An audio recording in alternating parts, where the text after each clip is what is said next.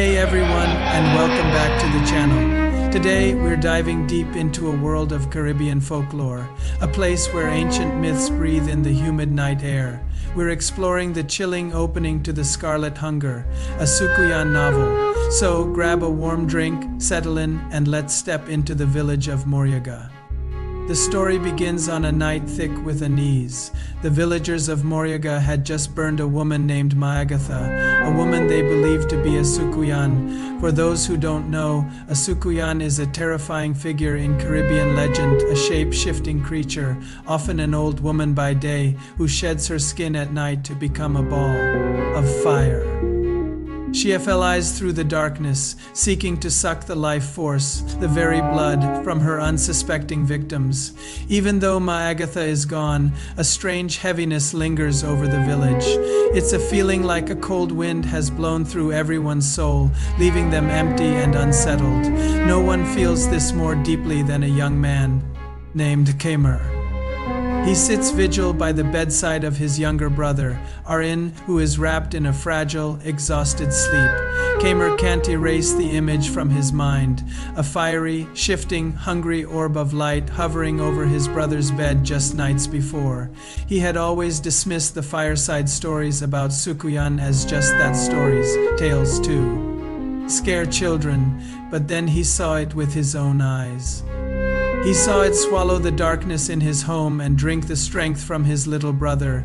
Arin's bruises are fading, but his breathing is shallow, his life force still weak.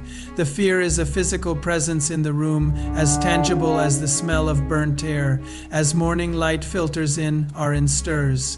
His voice is a mere whisper, Kamer. He asks, did she scream? Kamer is stunned. How could Arin know about the burning?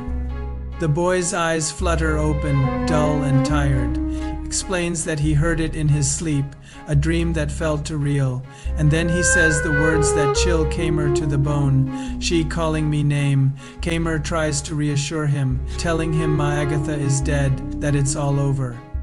But Arin isn't convinced. He turns away, his small voice filled with a profound and terrifying question. Kamer, if she dead, why I still feel cold inside?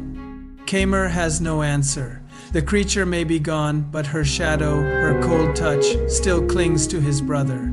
It's a horrifying thought that death might not be the end, that a curse, once laid, can linger like a poison in the blood. This opening chapter does a masterful job of setting a deeply unsettling tone. The threat isn't just about a physical monster. It's about a lingering spiritual corruption. Arin's question hangs in the air, unanswered and full of dread. It suggests that the danger isn't truly gone. The villagers may have celebrated a victory, but for Kamer and Arin, the nightmare is far from over. The real horror is the unknown, the feeling that the evil they faced has left a permanent stain on their lives. And then the perspective shifts. The story pulls away from the small dark room and shows us the wider world outside.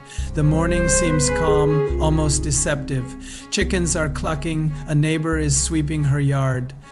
Life is trying to return to normal, but the author introduces something else, something subtle. With the wind, something else is moving, a soft, almost invisible throb of warmth, a faint blush of red drifting beneath the forest canopy. It's described as being nothing like the blazing, terrifying orb that attacked Arin.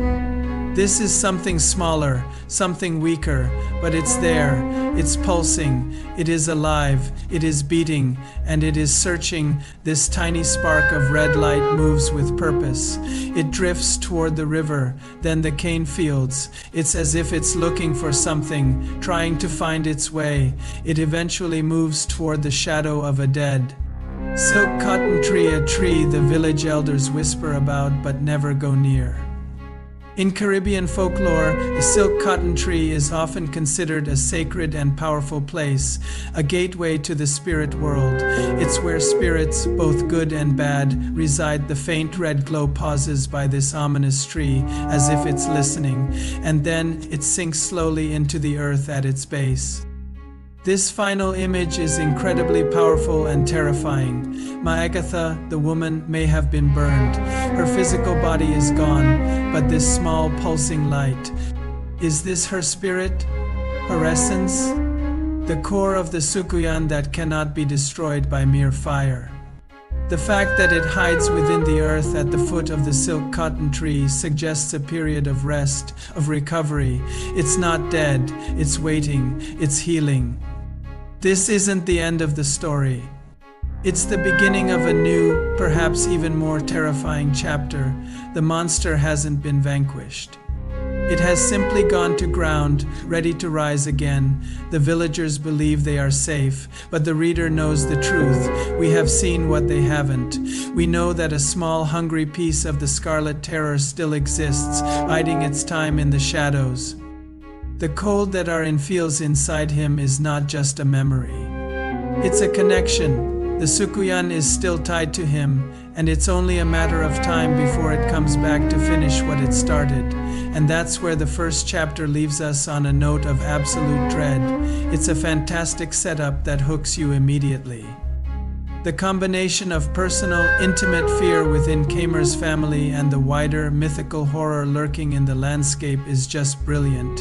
It raises so many questions. Can the Sukuyan spirit be destroyed? What is the significance of the silk cotton tree? And most importantly, what will happen to poor Arin, who still feels its chilling call? This is storytelling at its best, weaving cultural mythology into a deeply personal and suspenseful narrative. It makes you want to turn the page to find out what happens next in the village of Moruga. What do you guys think? Does this sound like a story you'd want to read? Let me know your thoughts on the Sukuyan legend in the comments below. Thanks so much for watching and diving into this incredible story with me. If you enjoyed this breakdown, make sure to hit that like button and subscribe for more deep dives into the world of fiction and folklore. Until next time, stay curious.